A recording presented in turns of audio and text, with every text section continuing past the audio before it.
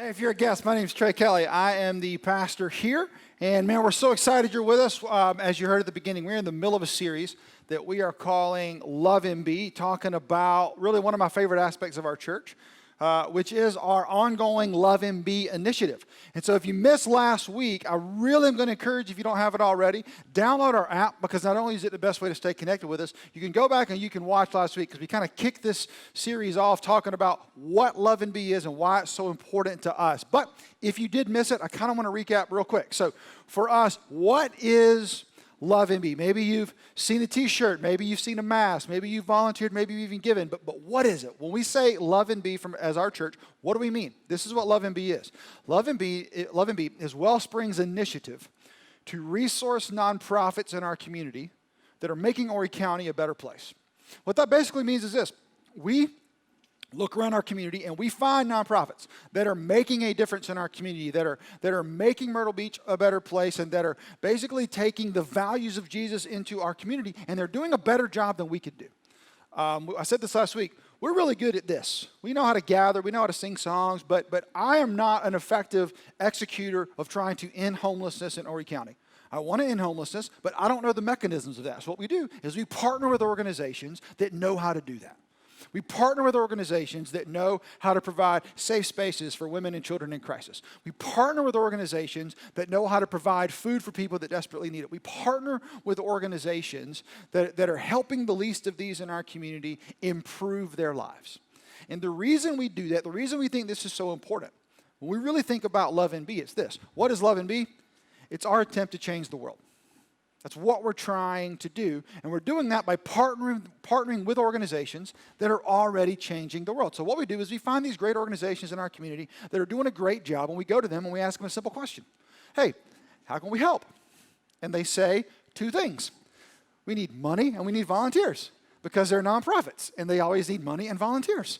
And so we say, okay, great, we can help with that. So what is Love MB? It is the initiative through which we give.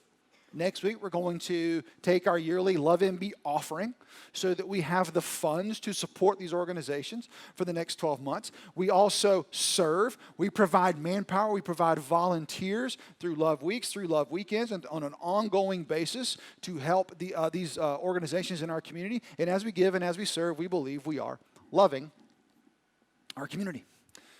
We believe we are bringing Jesus to our community, because we believe that love matters. And the reason we believe that love is so important is because Jesus told us love is so important. In fact, we talked about it last week. The marching orders he left for his disciples and through his disciples to us was, hey guys, once you've had your lives changed by me, once you believe in me, I need you to understand something. The way you're going to change the world is going to be by loving other people. The way you're going to change the world is going to highly depend on how you treat other people. And in that moment, Jesus revealed something to us that we talked about last week. It's kind of where we landed, so we're going to pick up today. One of the great things about Christianity, if you're here today and you're part of Wellspring, you consider yourself a Christian. If you're joining us online, if you know this about what it means to be a Christian. If you're a guest today and maybe you're not a Christian, one of the things I love about our church is we have people who attend each week who wouldn't consider themselves Christians yet. Maybe you're joining us online today. You don't consider yourself a Christian yet. This is something really important for you to understand about Christianity, and it's this. Our beliefs change us. We don't have to perform to become a Christian. We don't have to do anything to become a Christian. We become a Christian through faith. We become a Christian by believing Jesus is who he says he is, by believing he did what he said he did, and by putting our faith in that. It's purely by belief. We don't have to perform for him. There's not a checklist. It doesn't work that way. It's purely based on belief. That's why we say salvation is by grace, which means the goodness of God through faith, through our belief in his goodness. Those beliefs change us. That is the good news of being a Christian. We don't have to behave our way to it. We believe our way to becoming a Christian. But what Jesus explained to us last week, and the reason we talk about Love MB, is while our beliefs change us, we also understand that our behaviors change the world. Beliefs change us internally. The way we behave towards other people is what leads them to changing how they believe internally. And it works. And you understand this because Jesus behaved lovingly towards us before we believed in his love. Because beliefs change us, it is behaviors that change the world. And so, for us, Love and Be is our opportunity to give and to serve in an effort to behave lovingly towards a world that desperately needs Jesus. And as I said, next week we're going to give. We're going to take our yearly offering.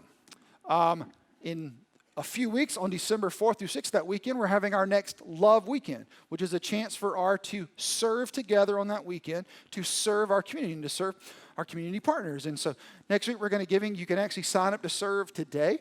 If you want to be a part of our Love Weekends, that QR code that we have on the back of your chair, that's for everything. You scan that and you go to that link. There's a place to sign up. In fact, you can sign up right now if you want to. You're not going to offend me if you get your phone out. But if you're like me, the idea right now, let's be honest, in COVID 2020, of signing up to volunteer on a weekend might feel a little much. The idea next week of maybe giving some extra money away might feel a little much. You don't have to raise your hand, but you can nod or you can just blink at me with your eyes. Because I know I feel that way. And just about every conversation I have with people in 2020, the year that will never end, is that we all just feel drained. We all just feel overwhelmed. We all feel inadequate. We don't really feel like we're performing well at work. We don't feel like we're performing well at home. We're having to learn new subjects, and we're having to manage kids. And some of us are trying to teach our kids things that we don't remember learning in school. And we just feel inadequate about it. And at work, maybe we feel like things are dropping and we're not the employee we used to be. We're not the boss we used to be. And we just feel tired and we feel depleted and we feel inadequate. And then you come to church and they're like, hey, sign up to serve and do more.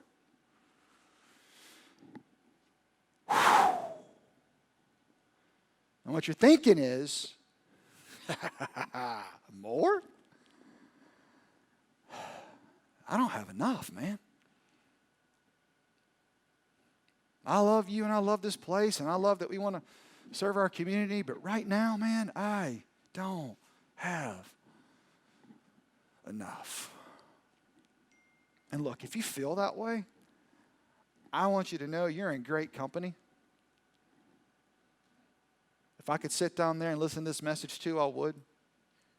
Because I completely and totally understand. But I have really great news for you today, and it's not that I understand.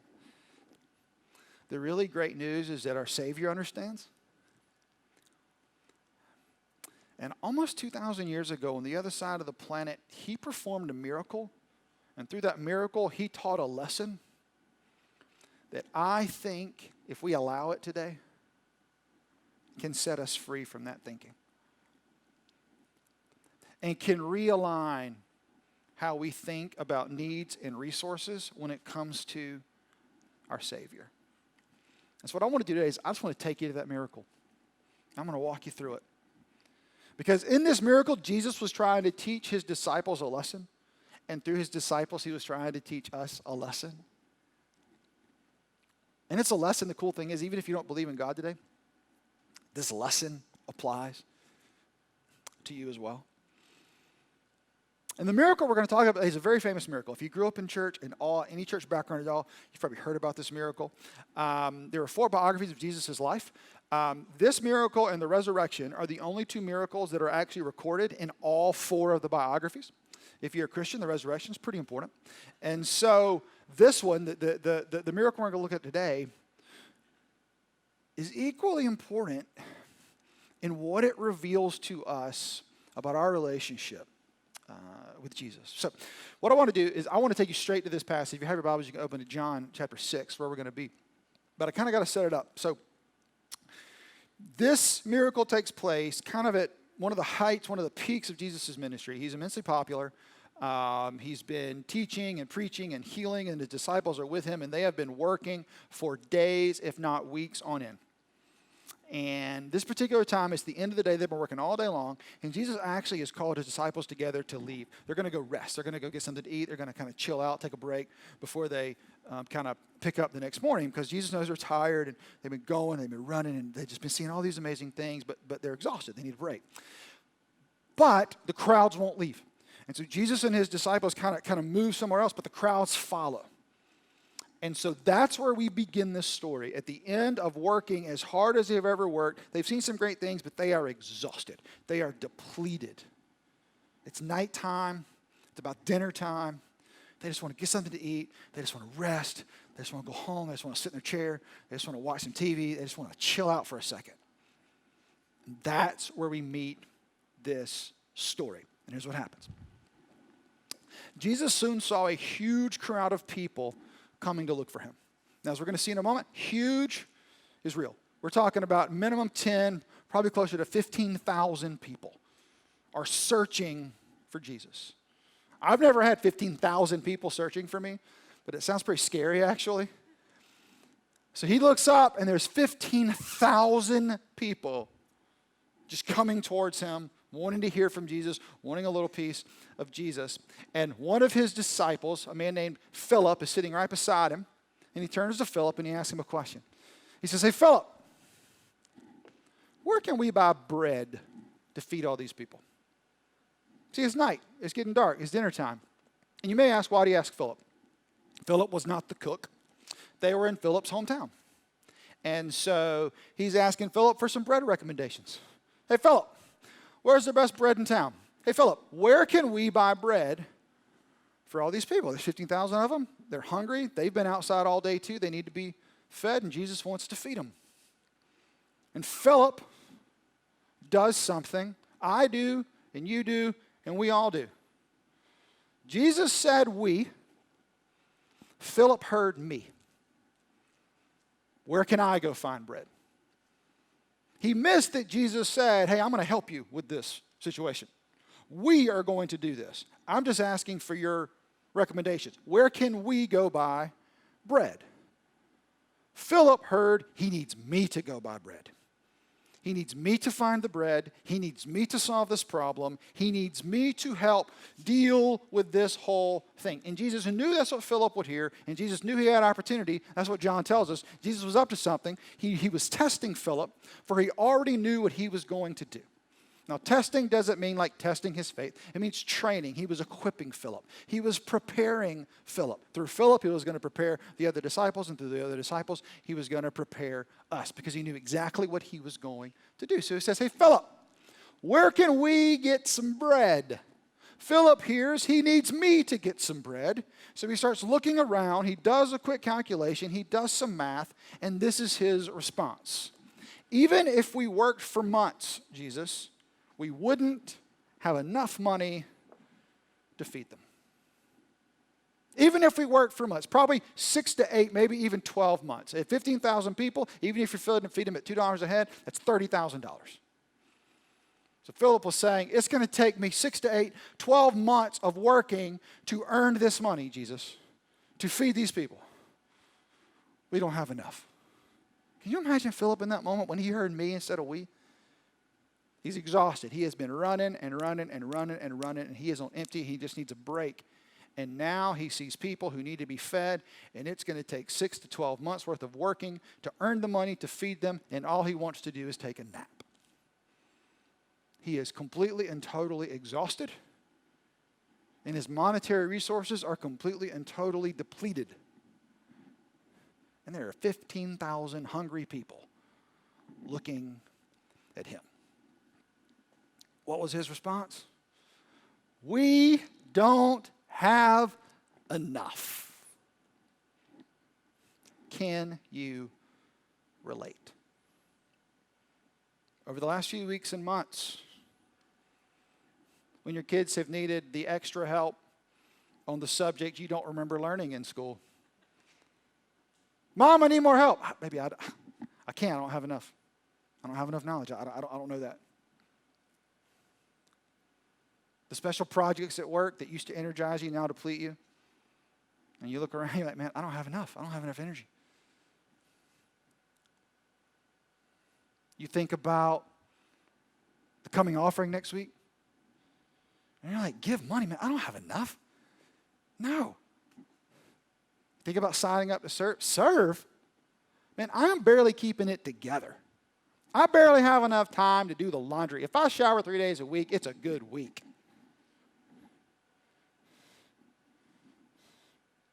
I don't have enough right now.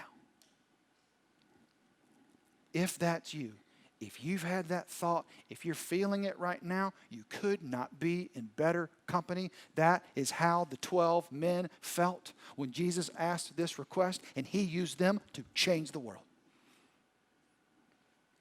He did not get angry. He did not get upset. He did not get frustrated.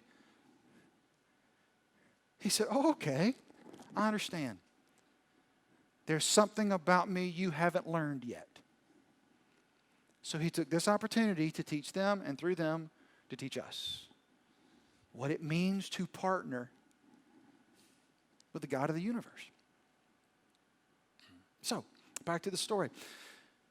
So Philip's like, dude, we don't have enough, Jesus. And obviously Philip had been talking to some of his other disciples, because they've all kind of gathered now, and they're all kind of talking, kind of off to the side. And they're like, okay, he wants to feed these people. Do you have any money? No. Do you know? Do you know anybody that? No. Okay. I don't know what we're going to do. But so they start asking around. Start asking around for ideas. And then another disciple kind of speaks up. His name's Andrew. And Andrew, Simon Peter's brother, he speaks up. Now you may wonder, why is Andrew speaking up? Well, Andrew and Simon Peter are brothers. They are friends of Philip's. It's their hometown as well. They hear Philip's kind of been put on the spot. And so Andrew's like, I'm going to help my buddy. And so Andrew's been looking around, trying to find someone who can help. And so Andrew's found someone. So Andrew speaks up. And here's what Andrew says. He says, hey, Jesus, there's a young boy here. And he has 5 barley loaves and he has 2 fish. Now, 5 barley loaves would be better described as barley biscuits. They were probably about this big, very thin. The 2 fish were probably dried fish, again, very small. This was a little boy. This was most likely his lunch. Now, we assume that this little boy knew Simon Peter and Andrew and Philip. And they came to town with Jesus. And so we assume that this little boy had kind of had like a backstage pass to Jesus. And he thought this was the coolest thing in the world. His friends and his mom was never going to believe. He got to spend the whole day with Jesus. Andrew and Simon Peter were taking him around. And so he hears them talking about Jesus wants to feed these people. And he hears them say, we don't have enough. And he looks at what he has and he says, well, you can have this. See, he wasn't young enough to know what he had wasn't enough. He just knew he had it. And he could give it. And so he gives what he has. Because he's a little boy. And it's just this little genuine heart. And Andrew is so moved by it that he wants to bring him to Jesus, and he wants the little boy to have his moment. He wants to reward. What is that? What gets rewarded gets repeated, you know? So he's bringing him to Jesus, and he's like, look what he did, Jesus. Isn't he great? And he says it in front of him. But then, so that the other disciples know that he knows what he's really talking about, he waits till the little boy kind of turns and kind of moves on. And then Andrew adds these words. But what good is that with this huge crowd? Jesus, look what this little boy did. Isn't this great? Oh, thank you, buddy.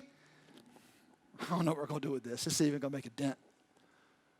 This is one little boy's lunch. We got 15,000 people. Not enough. And at that moment, Jesus says, give the lunch to me. And so they do. And then Jesus does something no one expected. Watch this. tell everyone to sit down. He takes the lunch, and he says, tell them to sit down.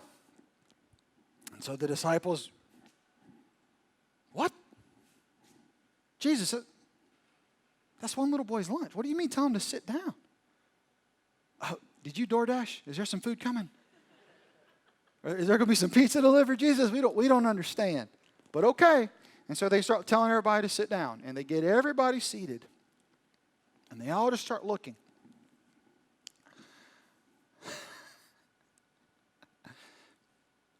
And Jesus takes it in his hands. And everybody just waits. And there are a lot of people just waiting. In fact, let me show you how many people there were. So they all sat down on the grassy slopes, and the men alone numbered about 5,000. This is why I know there was 10 to 15,000 people. Because never in the history of life have 5,000 men gone to church by themselves. Like, it's not what happened. Their kids are there, their wives are there, so there's at least 10 to 15,000 people there. So they all sit, and they're all watching. And all the disciples are thinking, what is he doing? He doesn't have enough. He's got that one little lunch. He's got 5 loaves, 2 fish. That's not enough, Jesus. We're going to look like fools. These people are here. What are we going to do, Jesus? Jesus says, watch this. Jesus took the loaves, gave thanks to God, and distributed them to the people. And afterwards, he did the same with the fish. 5 loaves, 2 fish. He prays, thanks God for them, and then in his hands, he starts passing out food. And before you know it, 1,000 people are fed. And he's still passing out food. And the disciples are just walking back and forth with baskets, and they're like, what is happening? Where is he getting this food? And every time they come back, there's more food waiting on them. So they fill their basket, and they take it, and they go to more people, and then 6,000 people are fed, and then 8,000 people are fed. And then 12,000 people are fed, and there's still more food. And they just keep coming back, and there's more food. And they fill the basket, and they keep going. Like, what is happening? And so they take the food, and eventually, all 15,000 people are fed. And not just a little fed. Watch this. They all ate as much as they wanted. They went back for seconds. They went back for thirds. They were flagging the disciples down like waiters. Excuse me. I need some more fish. Okay, right away, ma'am. But they didn't have enough. 5 loaves, 2 fish. Yet, in Jesus' hands, they fed everyone that was there. But remember, Jesus was teaching a lesson. So after everyone has eaten, he says something else none of his disciples were expecting. Watch this. After everyone was full, notice again, full, ate as much as they wanted. Jesus told his disciples, now gather the leftovers, so nothing is wasted. They didn't have enough, now they have leftovers. It turns out Jesus is a lot like a Southern grandma. When he cooks, he makes more. And so the disciples take the baskets and they walk and they start gathering leftovers. Are you sure you're done? Yeah. Oh, we had plenty. Here's what we have. They gather it up. They gather the leftovers from this one little boy's lunch. 5 loaves, 2 fish. Not enough. They gather the leftovers. And I want you to see how much leftovers they have. What's this? So they picked up pieces. And they filled 12 baskets with scraps left by the people who had eaten from the 5 barley loaves. 12 baskets full of leftovers when they didn't think they had enough. You know why 12 matters? You know how many disciples Jesus had? 12. They walked away with a basket full when they walked in thinking they didn't have enough.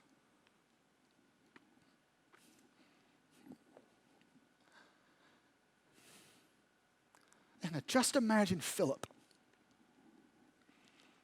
coming back to Jesus with that basket full of food, with his jaw dropped, just in awe. And Jesus just grinning at him, probably gave him a little wink, and said, "Hey, Philip, not enough, huh?" See, Jesus was teaching us something about what it means to partner with him. See, where we see not enough, he sees an opportunity. Because he doesn't need us. He didn't need Philip to solve the problem. He didn't need the little boy's lunch. He didn't need any of the resources. What he wants is the relationship. What he wants is the trust. What he wants is the confidence that if you ask me to do something, Jesus, and I step with you, you're going to accomplish it. Because here's the secret. We are never going to have enough to solve the problems of the world. We are never going to have enough to do what we think we should do. We're always going to have not enough. But to me, the message of this miracle, both to them and to us, is this. It's that our not enough in Jesus' hands is more than we can imagine.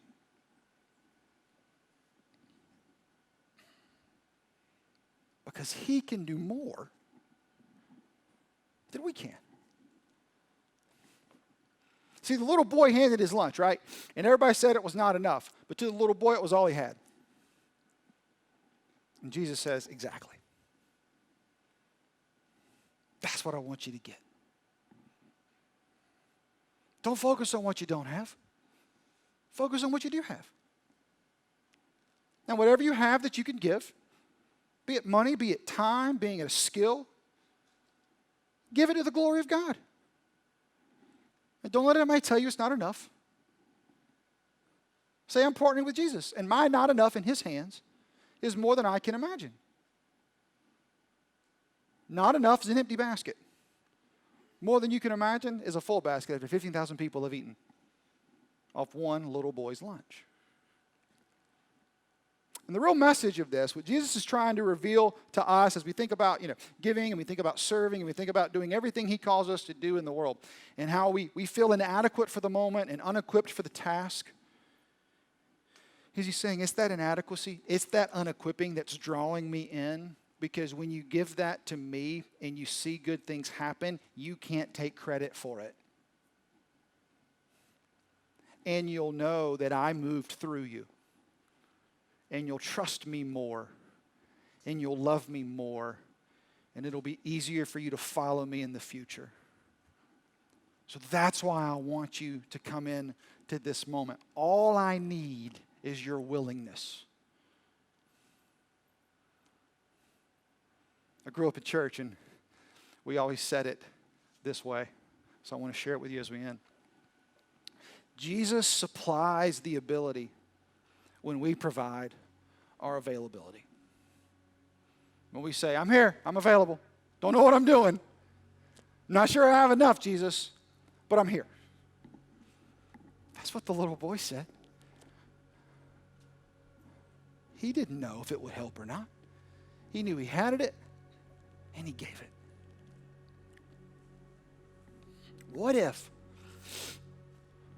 one of the mechanisms God wants to use to remove the thoughts of inadequacy in 2020, to remove the places we don't feel like we're making a difference or we feel like we're failing, what if one of the things he wants to use to replace those thoughts is a couple hours on a weekend where you give what you have to help someone else?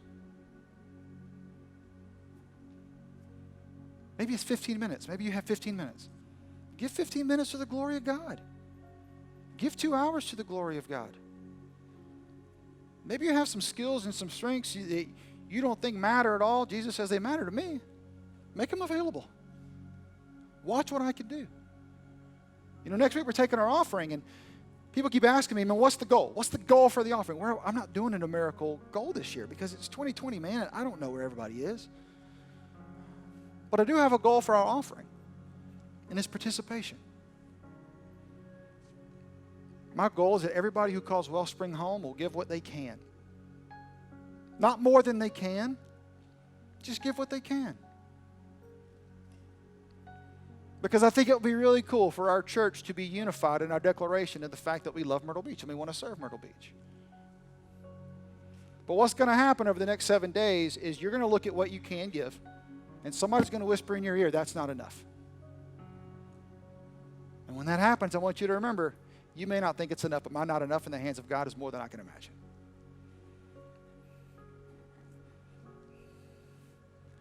"2020 has been a year of us being told we're not enough. Not enough of a parent. Can't spend as much time with the kids as we used to because we're too tired. Can't go outside as much. Used to go outside for an hour or two every weekend. Now 10 or 15 minutes is the best you can do. You know what? Give 10 to 15 minutes to the glory of God and trust it in His hands. At work, man, you used to be the problem solver. You used to be able to get things done. Now, after 20 minutes of a meeting, you just got to tap out. You're done. You can have about one meeting a day. Do one meeting a day to the glory of God. Do not let anyone tell you you're not enough, Wellspring. Because you're not enough in Jesus' hands can accomplish more than you could ever imagine.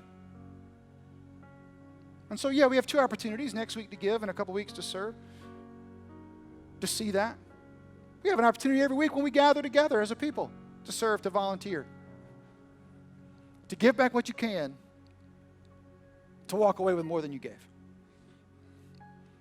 See, that's who Jesus is. That's what Jesus does. And that's the message of this miracle.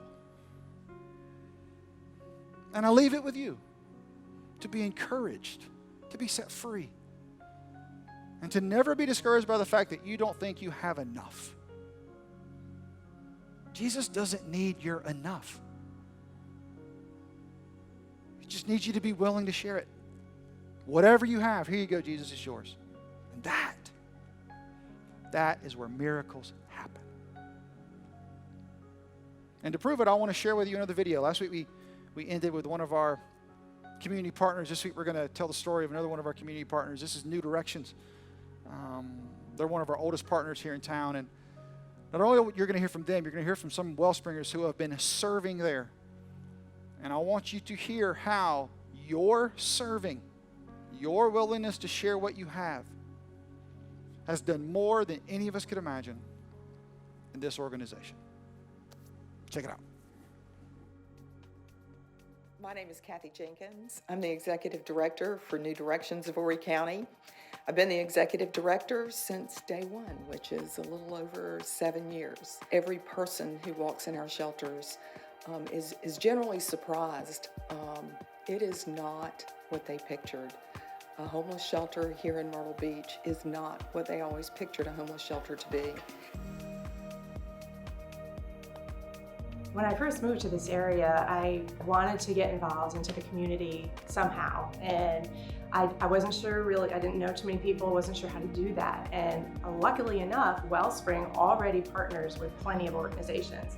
So there's tons of ways to jump in and volunteer. You know, this area has a lot of happy things to do and people having a great time and moving here and celebrating and vacationing, but right around the corner, there's so many people that are having a real struggle, and so I think we can't forget about them. So I do have a heart for that, especially the women's shelter. My name is Mike Janczak. I am the kitchen coordinator for New Directions. Kitchen department, I'll call it, has over 200 volunteers, and we love each and every one of them. Serving food has always been something that I've gravitated to. My mom started taking me, when I was young, and all the cities I've lived in, I have tried to get involved with a shelter and serving meals. We laugh a lot.